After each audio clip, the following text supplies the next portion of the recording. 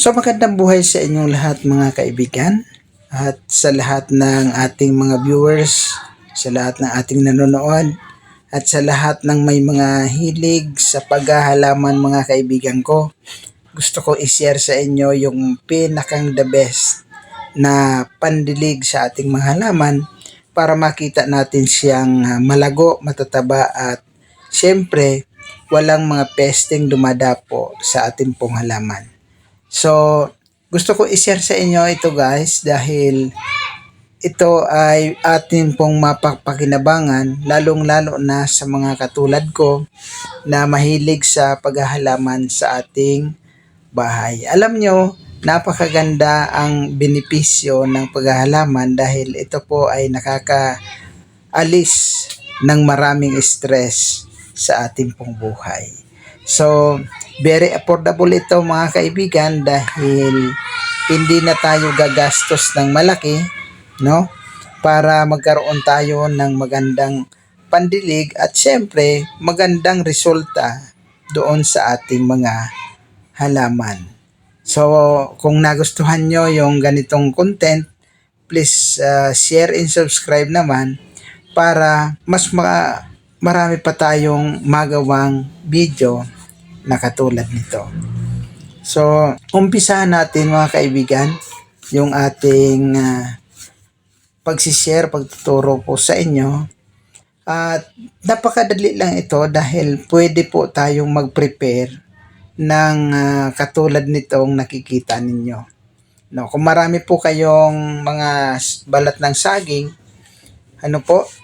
gupitin nyo lamang po ng mas maganda kung mas pino yung balat na yan ng saging. No, although yan ay dadagdagan pa natin dahil kaunti lang yan, bibili po tayo sa palengke at dadagdagan natin yan. Yan gusto ko lamang ipakita sa inyo na ganyan lamang po yung ating paggawa ng ating DIY na pandilig sa halaman. Alam niyo mga kaibigan, ang balat ng saging na saba ay napakayaman po yan sa potassium. So, yan po ay napakainam na kailangan ng ating mga halaman para manatiling malusog, matataba po at magandang tingnan yung ating mga halaman. Gupitin nyo lamang po yung mga pinagbalatan nyo na saging na yan at ilagay nyo sa isang container. So, mas maganda kung medyo sariwa pa talaga yung balat ng saging. Automatic po kapag binalatan nyo po yung saging, wag nyo na pong patagalin yung balat na yan kasi nangingitim po siya kapag hindi po ninyo kaagad ginawa. So, ayan po yung ating mga halaman na pinagdidiligan natin ng ginagawa natin na yan na pandilig sa ating mga halaman. So, mayroon pong mga mainam na pandilig sa halaman na atin pong isi-share sa inyo. At kung kayo po ay nandito sa Metro Manila, gumagamit po kayo ng tubig ng nawasa ng gripo, wag po ninyong idedirektang ibubuhos o ididilig sa tanim dahil yun po ay mayroon pong chlorine. Mas mainam po na maglagay kayo ng tubig sa timba o sa drum o sa anuman pong lalagyan at pasingawin po muna ninyo ng 12 to 24 hours bago po kayo magdilig sa inyo pong halaman.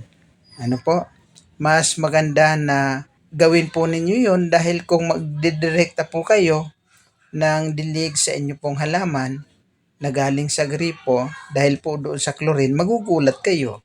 Dahil yung halaman ninyo na napakaganda, unti-unti po siyang naninilaw dahil doon sa chlorine po na yan. Pero magagamit naman po yan kahit galing sa gripo. Basta pasingawin po ninyo ng 12 hanggang 24 oras na nakasingaw po yan.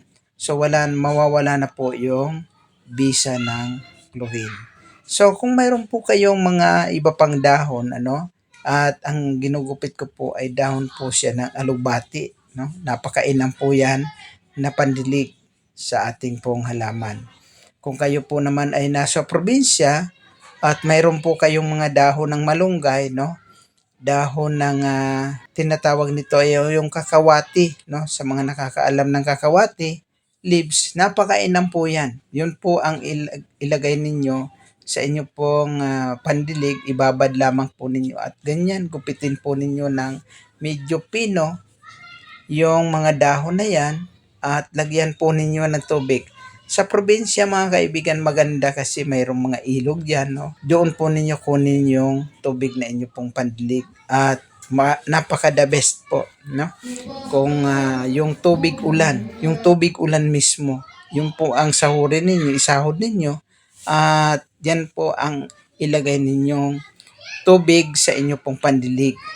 And then, ibabad po ninyo itong mga dahon. Yan. Napakamura lamang po yan. At kung meron po tayong mga tanim na kagaya niyang ginugupit ko na yan, guyabano leaves. Yan. Napakaganda po yan sa halaman. At yan po yung ating ipandilig. Sa loob lamang po ng 2 hanggang 3 araw, no? Pwede nyo na po yung pakinabangan. At gawin nyo pong pandilig. Mas maganda kung mas malaki yung container po ninyong paglalagyan ng tubig para mas marami po ang magdiligan. So dahil yan po ay demonstration lamang, ginamit ko yung maliit lamang po na lalagyan. So kung mayroon po kayong mas malaking lalagyan, mas napakainam po, no? And then yung mga ayan yung pinakang sapal kapag naidilig nyo na po yung tubig sa inyo pong mga halaman, magagamit nyo po yung mga dahon na yan na nakababad, ilagay nyo lamang po yan sa isang lalagyan at lagyan nyo po ng kaunting lupa, tabunan nyo ng kaunting lupa. Kapag po yan nabulok, napakainam po yan na gawing pataba sa inyo pong mga halaman.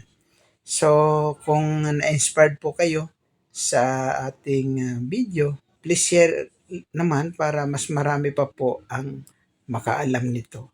So, ayan nga guys, lalagyan na natin yan ng tubig. Ayan. Kami po dito sa Metro Manila, dahil ang ginagamit namin is yung Nawasa. Bali, kahapon pa po yung tubig na yan, and then pinasingaw ko na, and then yun po yung aking pong ginagamit sa aking pandilig. Yan. Ganun lamang po maglagay ng mga pandilig sa ating halaman. At mayroon pa po akong mga isi-share sa inyo sa mga susunod kong video kung ano pa po yung mga mas mainam pa pong pampataba sa halaman na hindi na po natin bibilhin pa para gawin nating fertilizer sa ating halaman. Napaka-affordable po, katulad po yung mga hugas bigas, no? Mga hugas bigas na yan na ginagamit. So, yung una, pangalawang hugas bigas, wag nyo pong itatapon. Yan po ay napakainam na pangdilig sa halaman. Maging po yung tinatawag na hugas sa mga isda, no? Wag nyo pong itatapon at yun po ay napakagandang pandilig din po yun sa halaman. So ayan po, nakita po natin, tapos na po yung ating ginawang pandilig sa halaman. Ganun lamang po kasimple mga kaibigan at makakagawa na po tayo ng napakagandang pandilig sa ating halaman. Marami pong salamat sa inyo pong palaging pagsubaybay ng aking mga video.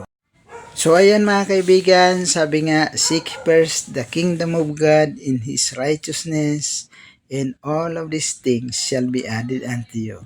So muli mga kaibigan, lagi nating hanapin ang katwiran ng Diyos upang maging masagana at matagumpay ang ating pamumuhay. Maraming salamat muli. Tayo po muli ay magpapaalam na. See you next time sa ating pong mga susunod na video. And once again, God bless us all. Pagpalain po tayong lahat ng ating Panginoong Hesukristo. Bye-bye!